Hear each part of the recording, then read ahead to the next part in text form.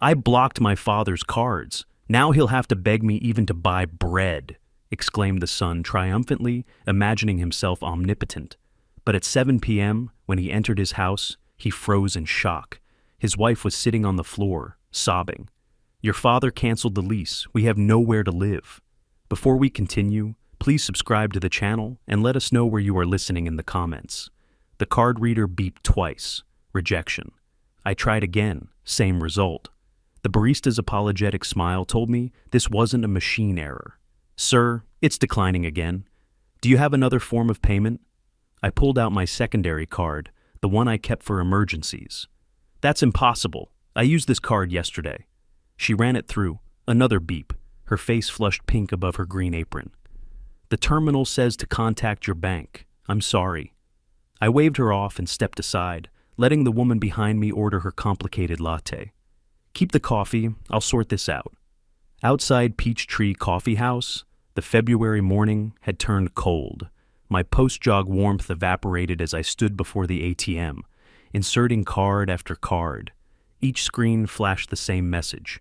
Card services temporarily unavailable. Contact your financial institution. Confusion settled in my chest. Not panic, not yet. I'd been a law professor for 33 years before retirement. Problems had logic. Solutions had procedures. This would be a simple mix-up, easily corrected. The Sun Trust branch opened at 9. I arrived at 9:30, still wearing my jogging jacket over a damp t-shirt, and approached the first available representative. She was young, efficient, her fingers flying across the keyboard as I explained the situation. I need to understand exactly what third-party initiated means. Her eyes scanned the screen, narrowed slightly. Someone with authorized connection to your account requested the freeze. I'm the only account holder. I authorize nothing. The system shows proper protocols were followed, Mr. Nichols. Her tone shifted, sympathetic but final, the voice of institutional procedure. Then your protocols are flawed. I want this reversed immediately. She clicked through several more screens, her expression tightening with each page. That requires investigation. We'll contact you within 72 hours. 72 hours. 3 days without access to my own money. I photographed the screen before she could minimize it. Red flag notation clearly visible. Freeze initiated by authorized third party. Suspicious activity protocol. She noticed but didn't object. The damage was done anyway. Walking to my car, something Austin said last month surfaced in my memory. He'd stopped by on a Sunday afternoon in January, casual as always, asking about setting up emergency access to my accounts. Just in case something happens to you, Dad, you're not getting any younger. It's just sensible planning. I'd refused politely but firmly. I didn't need a financial guardian at 67. My mind was sharp, my health solid, my affairs in order. Apparently, he'd found another way around my refusal. I drove past his neighborhood on the way home. Maple Ridge Drive, a quiet street lined with oaks.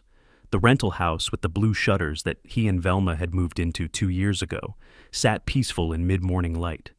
I parked across the street for 5 minutes, engine idling, watching the empty driveway, processing what this meant, what he'd done. Why?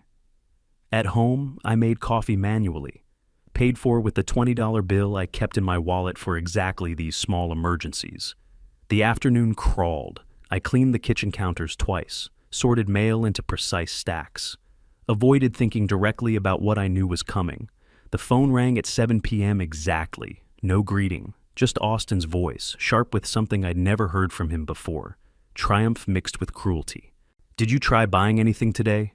I kept my voice steady, professional. My cards aren't working. His laugh came through the speaker, cold, delighted, savoring this moment. I blocked them, every single one. You did what? Now, if you want to buy even a loaf of bread, you'll have to beg me for it. Maybe you'll finally understand who has the power here, old man. I opened my mouth, then stopped. Years of courtroom training kicked in automatically. Never respond in anger. Gather information first. Assess the opponent's position. I let silence stretch between us, counted 5 seconds. That's all you have to say? No pleading? His voice climbed higher, eager for my desperation, hungry for my collapse. We'll see how long that lasts. Call me when you're ready to be reasonable. The line went dead with a sharp click. I sat motionless at my dining table. phone still pressed to my ear, listening to the dial tone's monotonous hum. Not despair flooding through me, something colder, clearer. The fog of confusion from this morning burned away completely. My filing cabinet stood against the far wall, oak veneer gleaming in the evening light. I walked to it slowly, pulled the second drawer, and extracted a folder labeled Rental Properties, Horizon Management. Inside, lease agreements, tax documents, correspondence from the property management company. I spread them across the table methodically, found the document I needed, address, 2847 Maple Ridge Drive, tenant names, Austin Nichols and Velma Nichols. Lease term, month to month, renewed automatically since 2023. Landlord name, Orrin Nichols Trust. I pulled the property file from my cabinet and spread the documents across my dining table. Lease agreement, monthly payment history. Landlord, Orrin Nichols Trust. Austin had no idea he'd been living in my house for 2 years. The document stared back at me from my dining table. Lease agreements, property deeds, bank statements. Austin had no idea he'd been living in my house for 2 years. I pulled my legal pad closer and began writing, the familiar weight of the pen grounding me. 3 a.m. arrived before I noticed. My hand cramped from holding the pen, pages covered in notes, timelines, legal citations, scratched in the shorthand I developed in law school 40 years ago. Austin's January visit requesting account access. Velma's sudden interest in my retirement portfolio last Thanksgiving. Asking detailed questions about dividend yields. The casual questions about making things easier for me. About simplifying my finances. A pattern emerging like photographs, developing in chemical solution. I'd spent 3 decades teaching students to see patterns in case law, to connect seemingly unrelated facts into coherent narratives. This case was mine now. At 6, I abandoned the pretense of sleep. My home office computer hummed to life, monitor casting blue light across stacks of legal texts.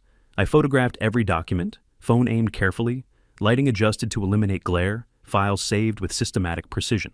Evidence discard block, feb15.jpg. Property lease, austin.pdf. Bank statements, octfeb.xlsx. Muscle memory from hundreds of case preparations over the years. By 9, I downloaded 6 months of bank records and accessed the university library database. Retired faculty privileges I'd never expected to use this way. Georgia Code, paragraph the 1684, theft by deception. Paragraph 165100, exploitation of elder persons. I highlighted sections with yellow marker, scribbled margin notes in my precise handwriting, confirmed what I'd suspected through the sleepless night. One-party consent recording. Georgia allowed it without question. Austin's threat was documented, legal, usable in any courtroom in the state. I picked up my phone and dialed a number I hadn't called in 5 years. Logan, it's Orrin Nichols. I hope I'm not calling too early. Professor Nichols! Logan Grant's voice warmed immediately, genuine pleasure evident. Never too early for you. What can I do for you? I'm working on a case study about elder financial exploitation. Could I consult you about legal procedures? Of course. Family law is my specialty now, thanks to your contracts course pushing me in that direction. Still making me proud. Are you available this afternoon? For you? Absolutely. 2 o'clock work? At 2 exactly, I sat in my office with notes arranged before me in neat rows, phone on speaker. Logan's enthusiasm hadn't dimmed since his law school days when he'd filled the front row of my lecture hall. Hypothetically, I began, voice casual, if an adult child illegally blocks a parent's bank access, what's the proper response? That's elder financial abuse under Georgia law, criminal offense if proven with sufficient evidence. What about documentation requirements? Recordings if legal in your jurisdiction, bank statements showing unusual activity, witness statements if possible. He paused, curiosity creeping into his tone. Professor, you're really going deep on this case study. I want it realistic, grounded in actual procedure. What about civil remedies? The parent could pursue damages, restitution, but criminal charges send a stronger message about societal boundaries and deterrence. I wrote faster, filling another page. Interesting. What if the parent also owned property the child rented? Silence stretched for 3 seconds. Then, that's separate leverage entirely. Standard landlord rights apply, termination with proper notice according to state statute. How much notice in Georgia? 60 days for month-to-month tenancy. But, Professor, this is quite a detailed hypothetical you're constructing. You know how I am about details, Logan? Precision matters. After we hung up, I stared at my notes. 5 pages in shorthand. The old skill still sharp despite years of disuse. I transferred key points to a fresh sheet, organizing them into 3 columns with ruler straight lines. Evidence, timeline, actions. Phase 1, document everything, file police report, establish clear pattern of financial interference. Phase 2, serve 60-day lease termination through property management, legal, clean, unavoidable. Phase 3, prepare evidence package for potential criminal charges. Let Austin see the machinery of consequences grinding forward. I opened my safe, the small one bolted beneath my desk that Austin didn't know existed, and counted $4,200 bills, emergency fund accumulated over years. I drove to Credit Union of Georgia, walked in with cash and identification, and opened a new checking account in 30 minutes flat. Austin could block what he knew about. He couldn't block what he didn't. That evening I called Horizon Property Management and reached their after-hours line. This is Orrin Nichols. I own the property at 2847 Maple Ridge Drive through my trust. The agent's voice was professional, carefully neutral. Yes, Mr. Nichols, how can I help you? I'd like to terminate the current lease. What's the procedure? Is there a violation of terms? No violations. I'm simply choosing not to renew the tenancy. For month-to-month tenancy, we require 60 days written notice to tenants. I'll come by tomorrow morning to file formal notice. What time do you open?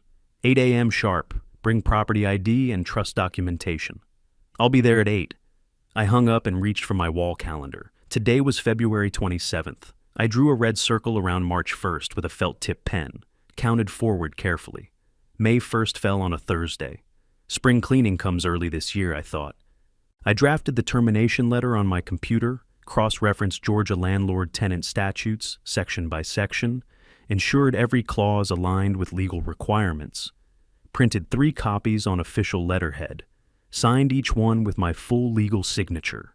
At my dining table, I reviewed my notes one final time. Control the evidence, control the outcome. First rule I'd taught for 30 years. You wanted to teach me about power, son. Class is in session. I marked March 1st on my calendar with a red circle. 60 days from there, May 1st. The property management office opened at 8 a.m. I'd be their first appointment. The SunTrust Tower reflected morning sun as I pulled into the parking garage. My briefcase held everything I needed: documents, recordings, prepared questions. Marcus Patterson would see me today, appointment or not. The receptionist's smile faded when I approached her desk at exactly 8 o'clock. Do you have an appointment with management? No, but I have documented evidence of fraud involving your institution. I can wait while you locate someone appropriate, or I can proceed directly to federal regulators. Her fingers moved to the phone immediately. Let me get Mr. Patterson for you. 15 minutes later, I sat across from Patterson in a glass-walled conference room overlooking Peachtree Street. He was younger than I'd expected. Early 40s, expensive suit, confidence that hadn't yet been tested by someone like me. Mr. Nichols, can you explain the nature of your complaint? I arranged my documents chronologically across the table. Visual timeline, old prosecutor habit from my trial advocacy seminars. Bank statements here, freeze notification there, written timeline in the center. Someone froze my accounts without authorization. Your representative confirmed it was a third party. Account freezes require proper documentation. Exactly, I'd like to see that documentation. I never provided consent. He pulled up my account on his tablet, scrolled through screens, frowned. I'll need to investigate the request chain. You have 48 hours before I file with the FDIC, the Federal Reserve, and Georgia Department of Banking and Finance. I kept my voice level, professional, the same tone I'd use lecturing to auditoriums. I'm reasonable, but I'm also a retired law professor. I know what constitutes financial fraud. His confidence cracked visibly. Let me review this properly. For context, I interrupted, pulling out my phone. This is a conversation with my son 2 days after the freeze. I pressed play. Austin's voice filled the room, sharp with triumph. I blocked them, every single one. Patterson's face went pale. He set down his tablet carefully. That's quite clear. May I have a copy of this? I'll provide it to your investigators, along with timestamps correlating to your freeze order. I paused. Let that sink in. I photographed your system screen showing the third-party notation. Everything's documented. He stood abruptly. I need to escalate this immediately. Can you give me 48 hours? I'm filing written complaints regardless, but I'll wait 48 hours before contacting regulators. I gathered my documents. Insurance, Mr. Patterson. I'm sure you understand. 48 hours later, Patterson called my cell. Marcus Webb, Junior Account Services Officer, had processed a freeze request from a family member concerned about elder cognitive decline. No medical documentation, no power of attorney, no verification protocol followed. Just a favor for Austin Nichols, his friend from college. Webb was fired that afternoon. My accounts were unfrozen within the hour. Patterson apologized profusely, offered compensation for inconvenience. I declined the money, but accepted copies of the internal investigation report. More evidence for the file. At 2 o'clock, I walked into Atlanta Police Department Zone 2 precinct with a USB drive in my jacket pocket and copies of the bank's findings in my briefcase. Detective Rivera looked tired, skeptical, until I started talking. You're filing for financial exploitation? Elder financial abuse, identity fraud, and conspiracy to commit fraud. My son used a bank employee to freeze my accounts illegally. Do you have documentation? I placed the drive on her desk. Recorded confession, bank investigation findings, witness statements, written timeline of events. It's all labeled by date and category. She plugged it into her computer, clicked through folders. Her eyebrows rose with each new file she opened. This is thorough. Most people come in with just complaints and anger. I taught evidence law for 30 years. Old habits persist. She took my statement, 30 minutes of detailed questions I answered precisely, assigned a case number, explained the investigation process. Weeks, possibly months. Austin would be interviewed, bank records would be subpoenaed. I thanked her, shook her hand, and left with my case number written on a card in my wallet. By 4 o'clock, I sat in Horizon Property Management's Buckhead office. The administrator was efficient, professional.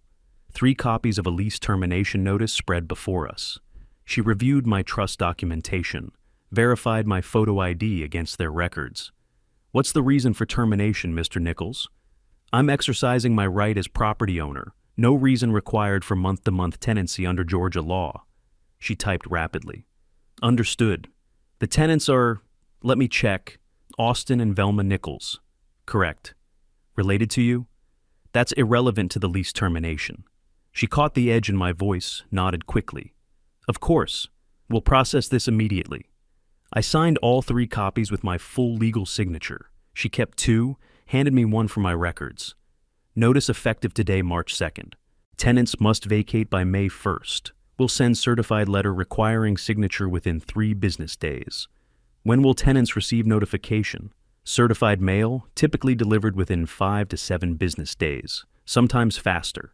I did the math driving home through afternoon traffic, mid-March at the earliest. Austin would spend the next 2 weeks believing he still had leverage, still had control, still had me cornered. Let him enjoy the illusion while it lasted. At my dining table that evening, I updated my legal pad with 2 check marks, cards restored, eviction filed. The property management letter would arrive at Austin's house in 5 business days. He'd be checking his mail for threatening letters from me, never suspecting the threat was already there. The coffee was still hot when my phone rang. Austin's name on the screen, exactly on schedule. I'd been expecting this call since the bank restored my cards 3 days ago. No greeting, just fury.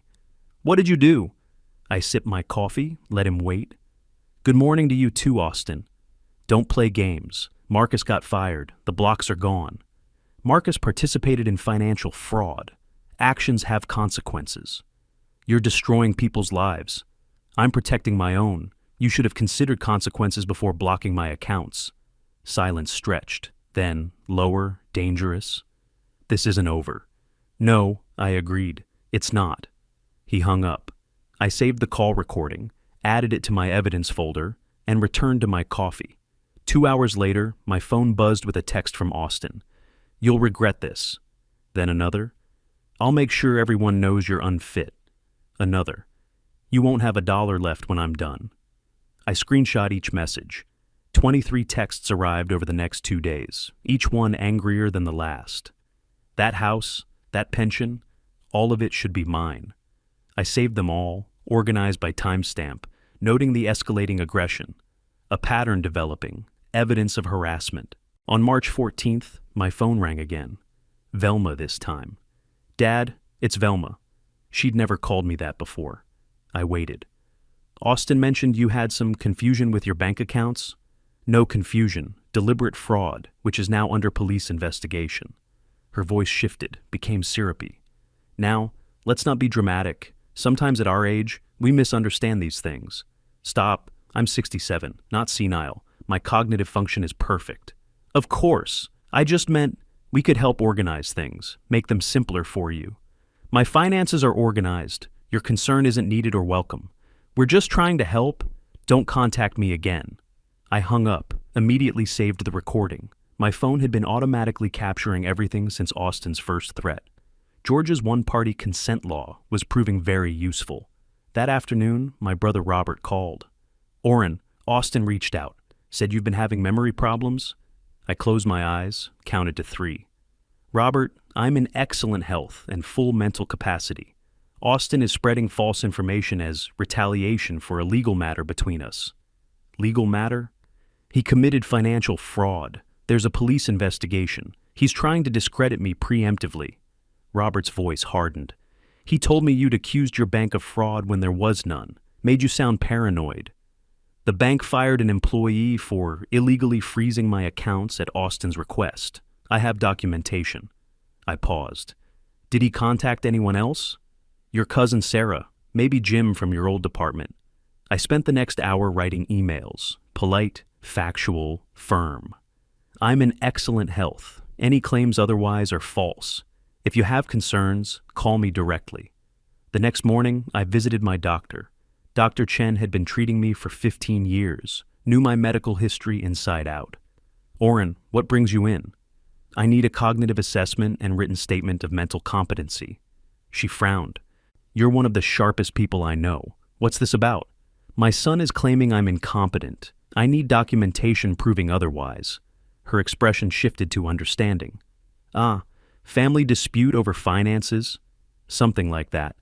She ran me through the Montreal Cognitive Assessment, perfect score, memory tests, problem-solving exercises, executive function evaluations. All normal for my age, most well above average. She wrote a detailed letter on official letterhead. "Mr. Orrin Nichols demonstrates full cognitive capacity, excellent memory function, and sound judgment. There are no indicators of dementia, cognitive decline, or impaired decision-making ability." I added it to my evidence file. That evening, I forwarded Austin's defamatory emails to Logan Grant with a note. Adding to evidence file, thoughts on civil defamation case?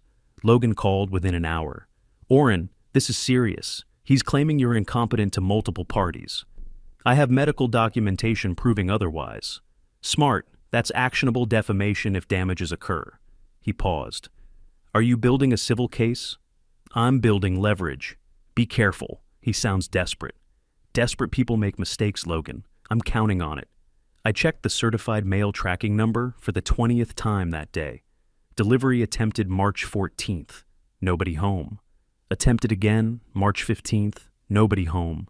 Tomorrow they'd leave a notice and Austin would have to collect it from the post office himself. He'd sign for it, open it, and discover he'd been living in my house for 2 years. I checked the tracking number for the certified letter one more time. Delivery attempted yesterday, again today. Nobody home to sign. Tomorrow they'd leave a notice, and Austin would have to collect it from the post office himself.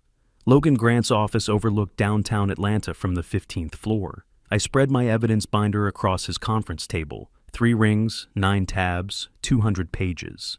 He whistled low when he saw the organization. "Professor, I've reviewed everything.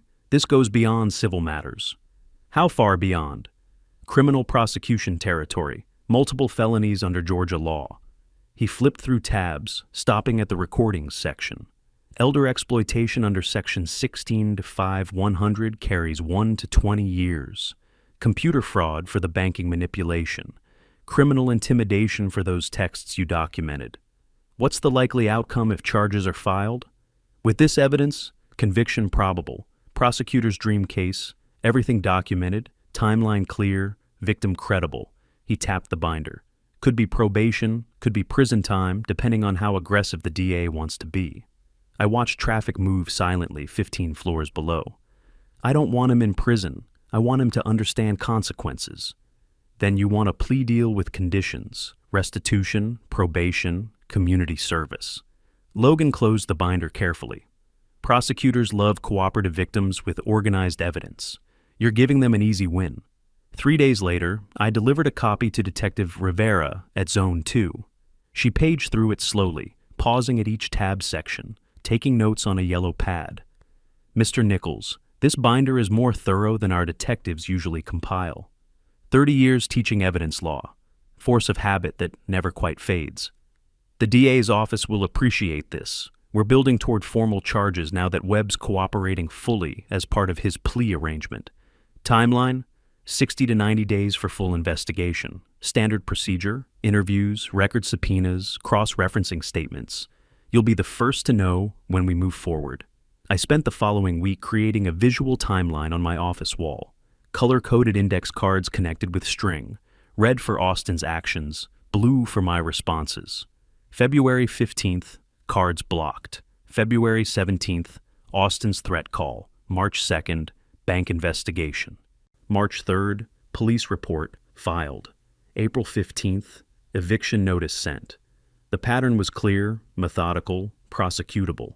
April 15th arrived. Horizon Property Management processed the formal eviction notice as planned. I imagined it making its way through the postal system, certified, requiring signature, impossible to ignore once received.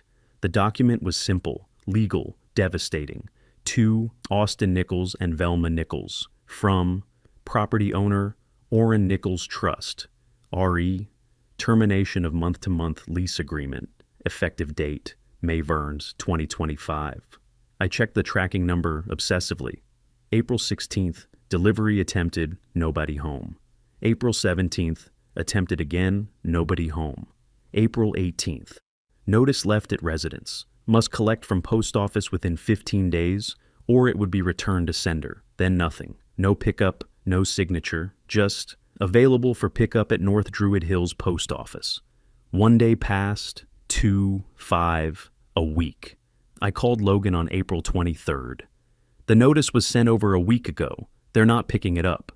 They might not realize it's important mail. They'll realize soon enough. May 1st doesn't change regardless. You're giving them barely 2 weeks to move if they wait much longer. They had 60 days from the filing date. Their delay isn't my concern or responsibility. While organizing property files that week, I found Austin's original lease from April 2023. Page 3, Landlord Disclosure section, printed clearly. Landlord, Orrin Nichols Family Trust, managed by Horizon Property Management. Below it, Austin's signature in blue ink, dated April 18th, 2023. I acknowledge receipt and understanding of all terms. He knew. He'd signed knowing I owned the house, then told Velma he'd networked for a great deal through professional connections. 2 years of lies to his own wife. I photographed that page with my phone, uploaded it to my evidence folder, labeled it Lease Acknowledgement Proof. By April 27th, the tracking still showed available for pickup. 11 days sitting at the post office. Every day that passed reduced his preparation time, compressed his options, intensified the pressure he'd face when reality finally arrived. I felt no guilt, only cold satisfaction at the symmetry. Austin had wanted me helpless, dependent, begging. Now he'd learned precisely what helplessness felt like. That evening, I prepared for the inevitable phone call, wrote possible responses on a legal pad, anticipated begging, threats, manipulation attempts, practiced my tone aloud in my office, calm, final, unmoved. Each phrase precise, stripped of emotion. Set my phone to record automatically. Tomorrow was the 28th. Something in my gut told me Austin would finally collect his mail. I checked the tracking number one final time before bed. Still waiting at the post office. 11 days now. Tomorrow was the 28th, and I suspected Austin would finally collect his mail. My phone sat on the table beside my dinner plate, fully charged. I'd been expecting the call all day, ever since the tracking showed item picked up at 6:17 p.m. The book in my hands was just camouflage for waiting. The phone rang at 7:35. Hello, Austin? Dad, please. The eviction notice. You received it. Good. We have 3 days. Only 3 days to move. You had 60. You ignored certified mail for 2 weeks. I didn't know it was important. His voice climbed, panic sharpening each word. Ignorance isn't exemption from consequences. Please just give us 2 more weeks. That's all we need. No. We have nowhere to go. We can't find a place in 3 days. That's unfortunate, but not my concern. You're my father. Doesn't that mean anything? I let silence stretch for 5 seconds. You should have considered that before blocking my ability to buy groceries. I'll fight this eviction. I'll take you to court. Please do. I follow Georgia law precisely. You'll lose and accumulate legal fees. I kept my voice level, almost bored. The 60-day notice was properly served. Your failure to collect it promptly doesn't invalidate the deadline. I'll tell everyone what you're doing, throwing your own son out. After you spread lies about my mental competence, try it. See how that works for you. You're destroying my life. No, I'm ending your free ride in my property. I paused, heard Velma screaming something in the background. Why are you doing this to me?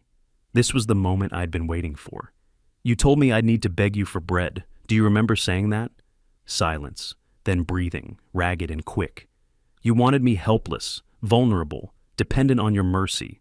I let each word land separately. Now you understand how it feels. I was angry, and I'm providing education. Use these 3 days wisely. I'm your son. You were my son. Now you're a tenant whose lease has ended. I'll apologize. I'll make this right. Too late. The May 1st deadline stands. There must be something. Pack efficiently. Goodbye, Austin. I hung up before he could respond. Set the phone down gently on the table. My hands were steady. No trembling, no second guessing. Just the quiet certainty that this was precisely what needed to happen. The phone rang again immediately. I let it go to voicemail. Again. 5 calls in 10 minutes, each one unanswered, then a text. Please call me back. Another. We can work this out. Another. I'm begging you. I screenshot each message, saved them to my evidence folder labeled Post-Eviction Notice Reaction. At 8:15, Velma called. I answered. Dad, it's Velma. I asked you not to call me. Please listen. Austin made mistakes, but we need help. You called me senile. Suggested I needed financial guardianship. Those weren't mistakes, Velma. Those were calculated attacks. We were just concerned. You were concerned about accessing my money. There's a difference. I heard her breathing change, preparing another angle. The eviction stands. Don't contact me again. I hung up, blocked both numbers. My dinner had gone cold. I reheated it in the microwave, ate slowly, methodically. The food tasted exactly as it should. No guilt coating my throat, no regret souring my stomach. Just chicken, rice, vegetables, sustenance. At 9 o'clock, I opened my laptop and checked the property management portal. A note from the administrator. Tenant contacted our after-hours line at 7:47 p.m. requesting lease extension. Per your prior instructions, extension denied. Tenant reminded of May 1st deadline and consequences of holdover tenancy. Perfect. I marked April 28th on my wall calendar with a red X. Below it, I wrote, Strike delivered. May 1st was 3 days away. 72 hours for Austin and Velma to pack 2 years of life, find temporary housing, confront the reality that actions have consequences. I thought about Austin's voice on the phone, the progression from demands to begging, the moment he realized I wouldn't bend, the moment he understood he'd misjudged everything. You wanted to teach me about power, son, class concluded. I heard Velma screaming in the background before Austin hung up, something breaking, glass shattering. I set my phone down and marked the date on my calendar, April 28th. 3 days until May 1st, and they'd finally understood what consequences felt like. The U-Haul truck in Austin's driveway looked smaller than he'd hoped. May 1st had arrived, and I watched the sun rise knowing he had until midnight to vacate. I didn't drive by to witness it. No need for that kind of satisfaction. Logan called at 9 with an update from the property management company. The eviction's proceeding smoothly. They confirmed Austin loaded the truck this morning, final walkthrough scheduled for tonight. And the criminal complaint? Filed with the DA yesterday. Elder Abuse Unit assigned it to ADA Jennifer Palmer. She's already reviewing Webb's cooperation agreement. I set down my coffee, felt the weight of what came next. Timeline? 60 days for formal charges, maybe less. This case has everything they need. Documented evidence, cooperating witness, clear victim impact. By noon, I knew Austin had loaded the truck and left. A former neighbor texted, "Saw your son moving out this morning. Looked rough. Everything okay?" I didn't respond. The new apartment Austin found was in East Atlanta, 600 square feet, third floor walk-up, $1,850 a month. I learned this from the property management's final report, not from him. First month, last month, security deposit all due up front. $5,500 total, his savings nearly depleted in one transaction. Over the next week, complete silence from Austin's end. No calls, no texts, no attempts at contact. But Logan kept me informed about the investigation's steady progress. May 8th, Austin consulted an attorney about challenging the eviction. David Morrison reviewed the case for 2 hours, then delivered the verdict. Your father followed Georgia law precisely. Proper notice, correct timeline, legal grounds. No basis for challenge. Morrison also identified the deeper problem Austin faced. The account freezing. That's felony elder financial exploitation under Georgia code. You need a criminal defense attorney, not me. May 9th, Logan personally delivered my formal complaint to the Fulton County DA's office. Complete evidence package, recordings with timestamps, bank investigation findings, Marcus Webb's termination records, threatening text messages, detailed timeline of events. Everything organized in a 3-ring binder, tabbed, indexed like a trial exhibit. Detective Rivera pulled the case immediately. I remember Mr. Nichols. Excellent documentation when he filed the initial report. Let's bring in the bank employee for formal questioning. May 12th, Marcus Webb sat across from Rivera in an interrogation room at Atlanta PD. Already fired from SunTrust, already facing his own criminal charges, Webb had every incentive to cooperate fully. Walk me through how Austin Nichols first approached you about this. Text message. Said his father was making bad financial decisions. Needed intervention. Did you verify these claims through any official channels? No. Austin's been my friend since college. I trusted him without question. So you froze the accounts based solely on Austin's word, without any medical documentation or legal authority? Webb's shoulders slumped.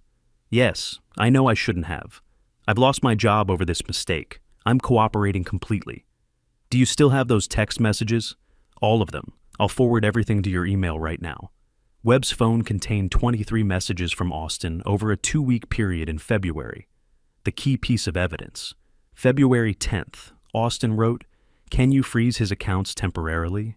He's being irrational with money, making poor choices. Just until he agrees to let me help manage things properly."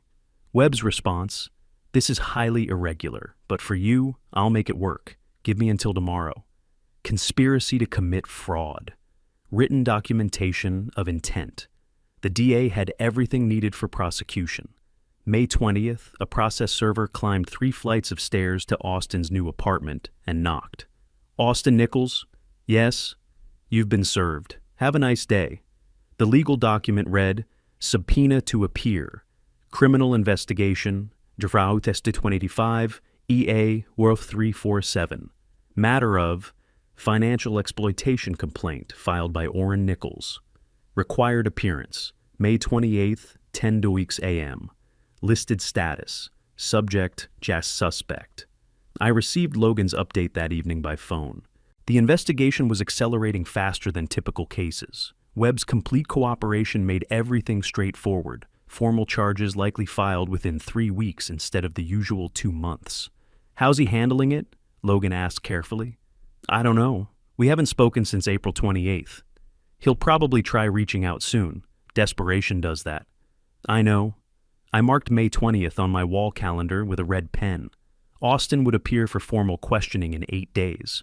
8 days to prepare for an interrogation he couldn't possibly survive with his lies intact. The process server's footsteps echoed down the apartment stairwell.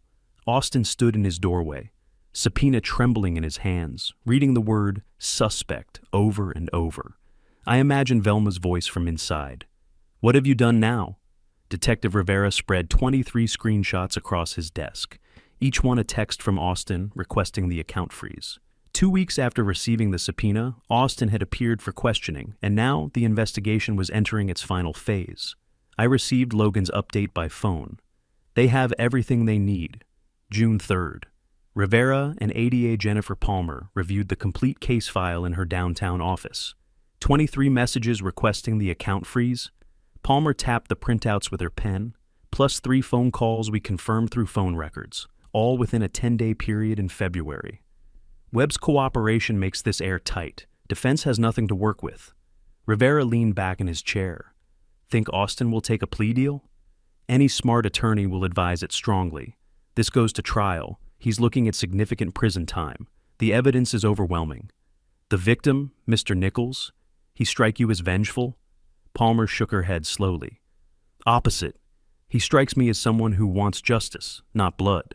His statement emphasized accountability over punishment. Word spread quietly through Atlanta's legal community that week. A colleague mentioned the case to someone who'd attended one of my evidence law seminars years ago. Orrin Nichols? The evidence professor? Brilliant legal mind. If he documented this case personally, it's absolutely airtight. No special favors were granted. Just proper attention in an overloaded court system. The hearing schedule moved up. July instead of the usual September backlog. June 4th, Austin's employer sent official notification. Dear Mr. Nichols, we've been notified of an ongoing criminal investigation involving your conduct. Effective immediately, you were suspended without pay pending investigation outcome. Company policy requires this action for any employee facing felony charges. But June 2nd, Velma had already left. I learned about her departure from Austin's voicemail 3 days later, though I didn't know the full details until Logan's investigator provided them. Velma had packed systematically while Austin attended a mandatory meeting with his criminal defense attorney.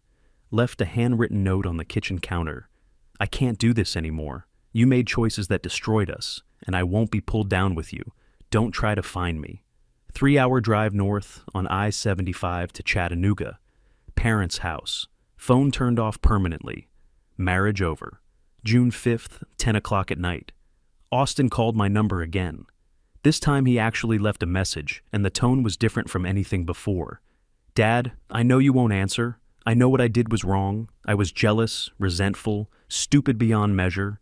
Velma left me. My job suspended me. I'm facing criminal charges. I've lost everything, and I deserve every bit of it. His voice broke completely. Genuine sobs, not the manipulation I'd heard before. I'm not asking you to fix this. I need to hear your voice. I need you to know I understand now what I did to you. I'm sorry. I'm so sorry. I listened to the recording the next morning while eating breakfast, heard the brokenness, the authentic collapse, felt the complexity wash over me, pity mixed with sadness, but also firm resolve that justice had to continue its course. I waited 2 hours before calling back. Let him sit with uncertainty. He answered on the first ring. Dad, I heard your message. Silence. Just ragged breathing on the other end. I believe you're sorry now. But sorry doesn't undo what you did. You tried to make me helpless, spread lies about my mental competence, threatened me repeatedly. I know, I understand that completely now. The legal system will determine appropriate consequences. That's how civilized society works. Will you testify against me if they ask? If required, yes, but I expect they'll offer you a plea deal instead. And after everything's done, his voice barely audible. Can we ever have anything again? I don't know, Austin. Maybe someday, but not anytime soon. First, you need to accept full responsibility. Not because I'm forcing you, because it's the right thing to do. I will. I swear I will. Then do it through the legal process. That's the proper way to demonstrate you've learned. I hung up gently, not in anger. That same afternoon, Ada Palmer called my number directly. Mr. Nichols, we're preparing plea deal terms for your son. Do you have any input on what you'd like to see? Accountability, formal admission of guilt on the record, restitution for costs I incurred during this ordeal. Preference on prison time? I don't need him incarcerated, Ms. Palmer. I need him to understand that actions have real consequences that can't be escaped. That's very measured of you, Mr. Nichols. I taught law for 30 years. I believe in the system working properly, not in revenge for its own sake. Logan called an hour later with additional details from his contacts. Austin's attorney, Robert Chen, had already signaled strong willingness to negotiate. The evidence was overwhelming and irrefutable. Chen had reviewed everything carefully and told Austin bluntly, "I can't beat this case. I can only negotiate the best possible outcome for you." Plea deal terms would likely include 3 years probation, 200 hours community service, full restitution of my legal costs, and formal admission of guilt in open court. No prison time if Austin cooperated fully and showed genuine remorse. Justice without destruction. Accountability without vengeance. The law working as it should. I updated my personal journal that evening, wrote about the difficulty of maintaining firm boundaries with someone I'd raised, loved, taught, about the necessity of consequences even when delivering them causes pain to both parties. After I hung up, I sat at my desk for a long while. Austin's voicemail had revealed genuine remorse, perhaps arriving too late. The plea deal paperwork would arrive within 2 weeks, and then he'd face the choice: accept responsibility or gamble everything on a trial he'd lose. The plea agreement arrived by email on June 18th, 12 pages of legal language that translated to one simple truth. Austin would admit everything. Logan called that evening to explain the terms, and I listened quietly, feeling neither victory nor defeat. On July 15th, I put on my charcoal suit and waited for Logan to drive me to the courthouse. We arrived at Fulton County Superior Court at 9:15. The building's marble floors and high ceilings reminded me of trials I'd observed during my teaching career, back when I analyzed legal strategy from a comfortable distance. Different experience entirely as the victim. ADA Jennifer Palmer greeted us outside courtroom 5C on the 3rd floor. "Mr. Nichols, we have a strong plea agreement. This should be straightforward." I nodded, but said nothing. Nothing about this felt straightforward. At 9:45, Austin entered the courtroom with his attorney, Robert Chen. He looked thinner than I remembered, older somehow, despite being only 38. Dark circles shadowed his eyes, shoulders hunched forward as if carrying invisible weight. He glanced toward me once, brief, desperate. I looked away, focused on the state seal behind the judge's bench. All rise. The Honorable Judge Elizabeth Warren presiding. We stood. The judge entered, black robe flowing, expression neutral and professional. She settled into her chair, reviewed the file briefly. "Be seated." Judge Warren asked Palmer to state the charges. Case number 2025 CR 8847, the State of Georgia versus Austin James Nichols. Charges: elder financial exploitation under Georgia Code 165100, conspiracy to commit fraud, and criminal intimidation. The defendant has agreed to enter a guilty plea. The judge addressed Austin directly. "Mr. Nichols, please stand. Do you understand the charges against you?" Austin rose slowly. "Yes, Your Honor." "Has anyone forced or coerced you into this plea agreement?" "No, Your Honor." "Do you understand that by pleading guilty, you waive your right to trial?" "Yes, Your Honor, I understand." "Are you pleading guilty because you are, in fact, guilty of these crimes?" A pause. Then, "Yes, Your Honor, I am guilty." "Tell the court in your own words what you did and why."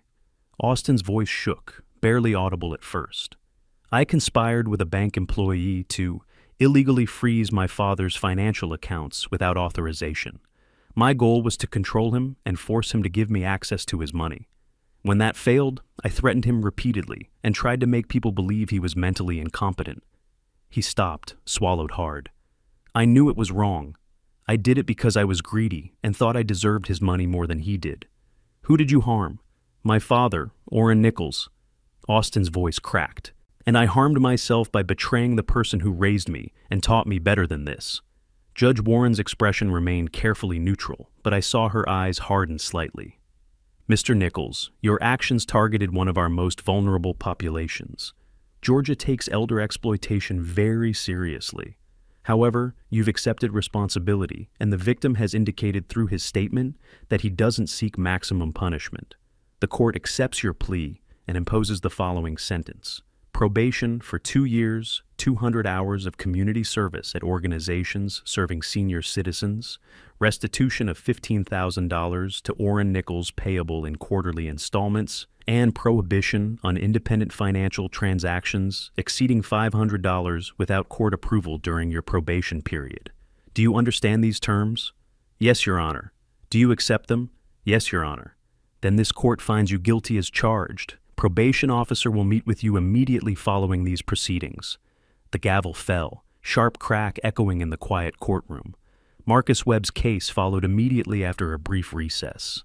18 months probation, $5,000 fine, permanent ban from employment in financial services. He looked utterly broken, didn't make eye contact with anyone, just waste.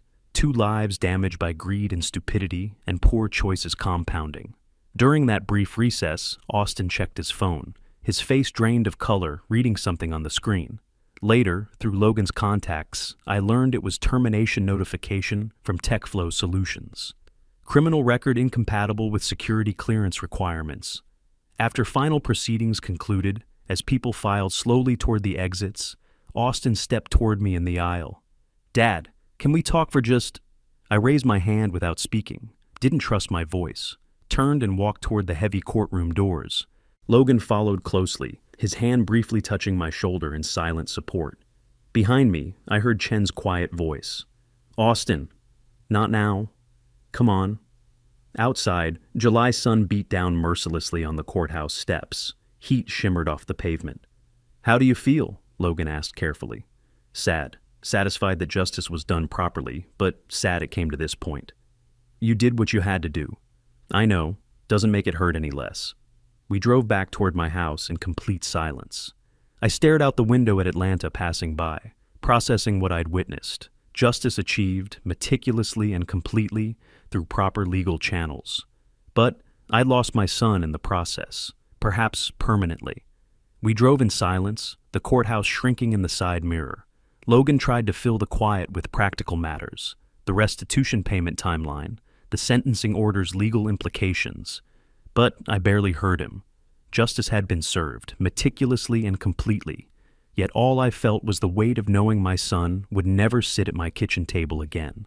The bank notification arrived on August 10th. Final restitution payment deposited, case financially closed.